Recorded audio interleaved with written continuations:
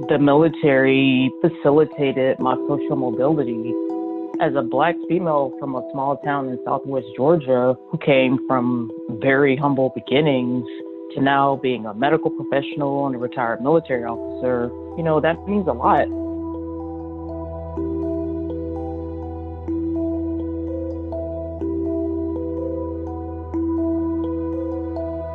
I was the only Black female squadron commander, and I got called the N-word, and I went to my boss, and she said, "Oh, I still have people who use that word in my family," and nothing was done about, it's like over and over and over again.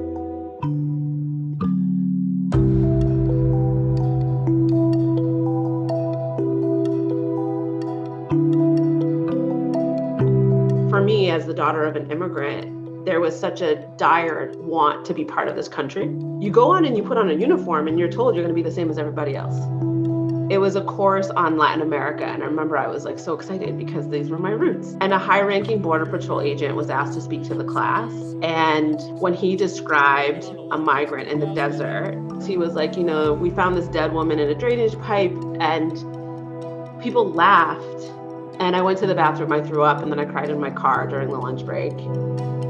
Every time I brought up an issue where I was having problems, it got swept under the rug, but I was held accountable where other people were not. So I don't know if it was because they didn't like me because I was Black or because I was whatever, but being the only Black officer on the ship and I was the only one having problems, I assume race had something to do with it. I was a residency trained, but I was a Black female when most flight surgeons are white males. So it took a really long time for me to gain their trust. They told my boss that they're afraid of me. I had to decide between re-enlisting or getting out, and I decided to get out.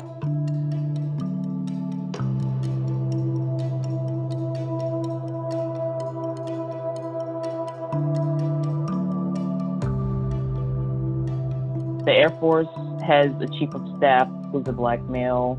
Secretary Austin is a Black male, but that's one cycle. The systemic racism is centuries old. It's going to take more than one cycle of leadership. It's like turning an aircraft carrier. It takes a long time.